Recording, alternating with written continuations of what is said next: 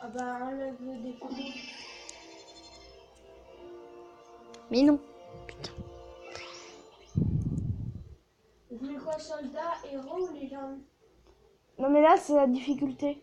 Ah bon, je vais mettre héros. Faut pas que ce soit trop simple non plus, tu vois. Non, moi je m'étais mis en soldat. Merde. Ah oui, d'accord, Oh la le gars. connerie. Le gars trop nouveau. Non mais oh, je connais pas le jeu, je te ferai dire. Hein. Moi, ça va, What? j'ai regardé. Attends, chut. What, le truc il a enregistré. Merde. Baisse putain, wesh. Voilà. Yo les gens, c'est le gamer. Petit embrouille. C'est le flic 11. Aujourd'hui, nous allons faire essayer de ne pas rire. C'est la première vidéo que je fais essayer de ne pas rire. Où est-ce qu'elle est? Où est-ce qu'elle est? Ben oui. Les véhicules les plus bizarres au monde. Ah, voilà, merci.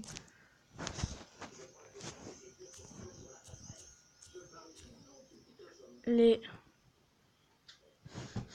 voitures.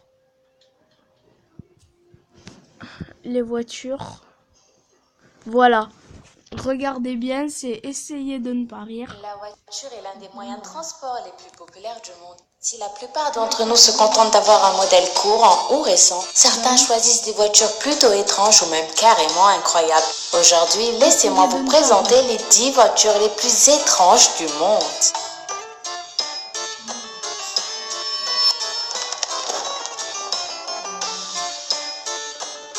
La voiture jacuzzi. Deux étudiants universitaires rêvaient de créer le jacuzzi le plus rapide du monde. Pour ce faire, ils achetèrent une Cadillac en très mauvais état à seulement $800.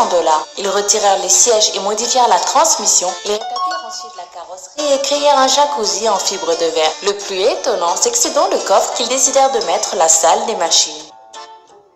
BMW Gina.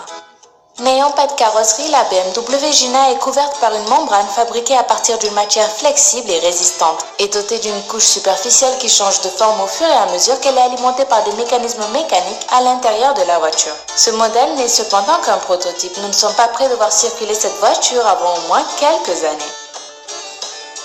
L'aéromobile 3.0. Il s'agit d'un prototype qui en quelques secondes peut passer d'une voiture à un avion. Comme véhicule citadin, il utilise de l'essence ordinaire et roule sur la route comme n'importe quel autre véhicule. En format avion, il peut décoller et atterrir dans n'importe quel aéroport dans le monde. Il est également doté d'une grande technologie, d'équipements d'aviation, d'un pilote automatique et d'un système de parachute d'urgence. La voiture de Lego. Ce véhicule a l'air d'un énorme jouet et bien qu'il ne roule pas très rapidement, il faut savoir que cette voiture a nécessité un demi-million de pièces de Lego. Le plus impressionnant, c'est son moteur qui fonctionne avec de l'air comprimé contrairement à un moteur traditionnel. Grâce à cela, la voiture est capable de se déplacer à environ 20 km/h. Le plus long camion monstre. Voici le camion le plus long du monde. Il s'agit d'une invention de l'entreprise Big Toys Racing et sa fabrication a nécessité près de 15 mois. Cet incroyable monstre mesure 10 mètres de long et pèse environ quelques 6 tonnes. Et en plus, il peut transporter 13 personnes sans problème. Petit souci, son prix est loin d'être accessible. En effet, si vous voulez avoir une voiture comme celle-là, vous devrez payer la somme ridicule d'1 million de dollars. La limousine la plus longue du monde. La limousine la plus longue du monde mesure 30 mètres de long et comporte 24 roues. Elle a été fabriquée à partir du châssis original d'une Cadillac Eldorado datant de 1972. Cette limousine est assez spacieuse pour que 75 personnes s'y assoient et cerise sur le gâteau. Elle comporte en plus un magnifique jacuzzi à l'arrière. La voiture en bois. La ville de Venise en Italie est l'un des rares lieux dans le monde où les voitures sont interdites. Mais pas pour tout le monde. Un menuisier italien traverse Venise dans sa propre voiture en bois. Il s'agit d'une réplique exacte d'une Ferrari F50. Cette voiture magnifique comporte même un moteur de bateau, ce qui permet au vieux menuisier de naviguer sur les canaux de Venise en toute tranquillité. Le Rinspitz S-Cuba. Il s'agit d'une voiture électrique qui a la capacité de rouler sur terre normale, mais aussi de plonger dans l'eau. pas du tout normale. De plus, elle est totalement ouverte de manière à ce que les personnes qui décident de plonger avec puissent en sortir facilement en cas d'urgence. Toutefois, bien sûr, pour pouvoir plonger, les passagers doivent être munis de bouteilles et de max à oxygène pour respirer. Ah, j'espère que je vous ai convaincu. Si c'est le cas, cette voiture extraordinaire peut être la vôtre si vous voulez bien payer la coquette somme de 2 millions de dollars. La pile P50. C'est la voiture de production la plus petite jamais construite. Et ce n'est pas moi qui le dis, c'est le livre des records. Elle a été vendue comme un moyen de transport pour une seule personne. Le plus drôle, c'est que cette voiture ne possède que 3 roues. Le moteur se trouve en dessous du siège. Quant à la boîte de vitesse, elle n'inclut pas la marche arrière. Ainsi, la seule manière de faire reculer cette voiture, c'est de descendre et de la traîner à l'aide d'une anse qui se trouve à l'arrière. Le Thirst SSC. Il s'agit d'une conception britannique alliant voiture et avion de combat, ce qui en fait la voiture la plus rapide du monde. Mais aussi une voiture supersonique vu qu'elle peut accélérer de 0 à 100 en 2 secondes seulement. Sa puissance équivaut à celle de 145 voitures de Formule 1. Quant à sa vitesse maximale, elle dépasse les 1232 km/h, devenant ainsi la première voiture capable de franchir le mur du son. Si vous deviez choisir une voiture parmi toutes celles que je viens de vous présenter, dites-moi en commentaire laquelle vous auriez préférée. Si la vidéo vous a plu, faites-le moi savoir en mettant un gros pouce bleu juste en dessous. Et à demain, même heure pour une nouvelle vidéo. Bye bye. Sur Call of Duty Black Ops 2. C'était vraiment un gros plaisir d'être avec Saucisse et le gamer qui est d'ailleurs avec moi bien sûr. Voilà.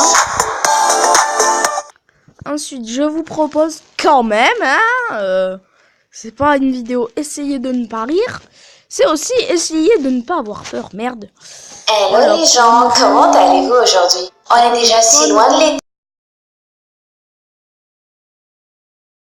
Mais à moins que vous ne soyez super chanceux, vous ne vous retrouverez presque jamais dans les piscines dont je vais vous parler aujourd'hui. Voilà. Mais non! Oh là là! Alors, où est-ce qu'elle est? Vraiment, essayez de ne pas avoir peur. Alors...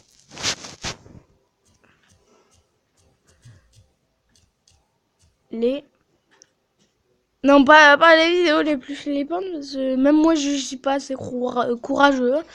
Bon, bref. Objets. Les objets.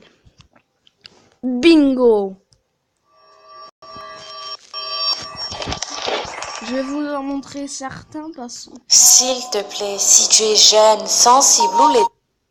Louisiane et elle est construite en 1796 sur un cimetière indien. Il se murmure que 10 événements paranormaux s'y tous les jours. Et presque tous ceux qui ont déjà visité cette maison parlent d'un miroir qui s'y trouverait depuis la fin des années 1700. Selon les hôtes de la propriété, il y aurait des visages qui sortiraient du miroir ainsi que des traces de mains d'enfants. La légende raconte qu'une esclave nommée Chloé, fatiguée des abus de son maître, aurait préparé un gâteau empoisonné pour lui. Mais ce seraient les enfants et la femme de son maître qui l'auraient mangé. Chloé a été pendue pour les meurtres, mais selon la coutume, quand quelqu'un meurt, les miroirs doivent être couverts pour empêcher que les esprits errent. Cependant, ce miroir n'a pas été couvert et c'est pour cela que des âmes ont continué à rôder dans la plantation. Certains visiteurs passent des fois des nuits là-bas dans l'espoir d'être témoins d'une expérience paranormale. Quelques-uns ont même clamé avoir vu des gens dans le miroir. Plusieurs personnes ont affirmé qu'ils auraient vu ce qui ressemble à Chloé elle-même parcourant les couloirs avec son turban vert. Et des pleurs d'enfants peuvent être entendus à chaque fois que Chloé apparaîtrait dans le miroir maudit.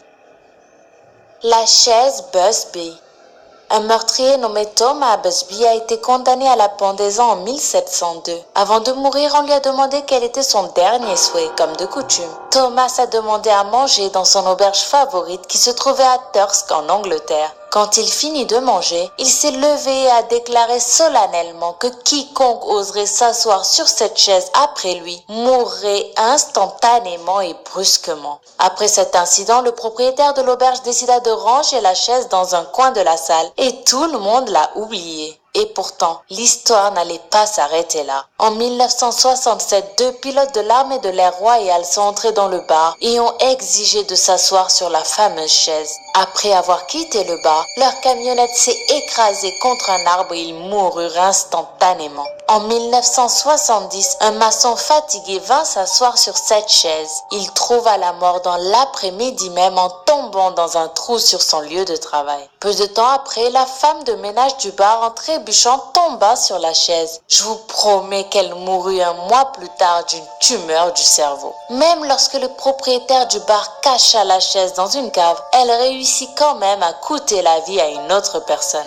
Un jour, un livreur décida de prendre une courte pause sur cette chaise pendant qu'il déchargeait des paquets dans l'entrepôt. Le même jour, ce livreur mourut dans un accident de voiture. Finalement, le propriétaire du bar décida de donner la chaise au musée local en 1972. Désormais, cette chaise est exposée à 5 mètres du sol, bien en hauteur afin d'éviter que personne ne s'assoie dessus par erreur, et depuis, plus personne n'est mort du fait de la chaise maudite. La peinture eBay. The Hands Raised Stream, connu comme la peinture hantée d'eBay, est un tableau de l'artiste Bill Stoneham datant de 1972. Le tableau représente un jeune garçon et une poupée adossée à une porte vitrée, et il y a des mains à l'intérieur de la maison qui semblent frapper à la vitre. La peinture est apparue sur eBay en février 2000. Le tableau avait été exposé dans une galerie de Los Angeles durant les années 70. Il a ensuite été acheté par l'acteur John Marley, connu pour son rôle de Jack Maltz dans Le Parrain. À sa mort, le vendeur d'eBay a trouvé cette peinture dans une benne à ordures. Un banal tableau représentant un garçon et une poupée grandeur nature. Il pensa qu'il s'agissait d'une peinture idéale pour la chambre de sa fille. Mais selon le vendeur, le tableau était une malédiction. Peu de temps après, ses enfants se sont mis à se comporter de façon étrange, comme hypnotisés ou happés par les personnages du tableau. Sa fille s'est emparée du pistolet de son grand-père durant une crise de somnambulisme. Son jeune garçon a brûlé une poupée ressemblant à celle figurant dans le tableau. Tant et si bien que lors de la mise en vente sur eBay, le vendeur s'est senti obligé de préciser qu'il s'agissait d'un tableau hanté, même si cela allait faire fuir les acheteurs. Et si l'on regarde seulement quelques secondes ce tableau, ou une photographie de ce tableau, il est indéniable que l'on ressent un malaise indéfinissable. Je ne sais pas vous, mais ça fait quelques secondes que je regarde ce tableau et je commence vraiment à ne pas me sentir très bien. Allez, passons vite à autre chose. La boîte à 10 books. Le propriétaire d'origine de la boîte est un survivant polonais de l'Holocauste qui avait accidentellement convoqué un démon en utilisant une planche Ouija et qui était parvenu à le capturer à l'intérieur d'un coffret. Le survivant s'était ensuite enfui vers l'Espagne puis en Amérique. Et on n'a plus entendu parler de la boîte jusqu'à ce qu'en 2001, Kevin Manis, un restaurateur de meubles, achète ce coffret pour 27 $ lors d'une vente aux enchères. Peu de temps après avoir fait l'acquisition de la boîte, la petite fille de l'ancien propriétaire a contacté Kevin pour lui dire que sous quelque motif que ce soit, cette boîte ne devait jamais être ouverte car elle contenait un esprit maléfique vivace du folklore juif. Kevin a ouvert la boîte et a voulu la lui rendre immédiatement, mais la petite fille du survivant a refusé catégoriquement de l'accepter. Un mois plus tard, Kevin Manis a commencé à avoir des cauchemars au sujet d'une sorcière maléfique. Terrifié, il a décidé de donner la boîte à sa mère qui est décédée d'une hémorragie cérébrale le même jour. Kevin s'est donc débarrassé de la boîte et le propriétaire suivant a décidé de la faire ouvrir. Lorsque la boîte maudite a été ouverte, on a trouvé 2 pennies de 1920, une mèche de cheveux blonds et une autre mèche de cheveux bruns, une fleur sèche, une coupe de vin, un porte-bougie et une figure sur laquelle était gravé le mot hébreu Shalom. Plusieurs des propriétaires de la boîte ont également remarqué que d'étranges phénomènes se produisaient. Ils ont affirmé qu'une odeur d'ammoniac provenait de la boîte et qu'ils faisaient des cauchemars qui impliquaient une horrible sorcière qui se trouvait à côté de la boîte.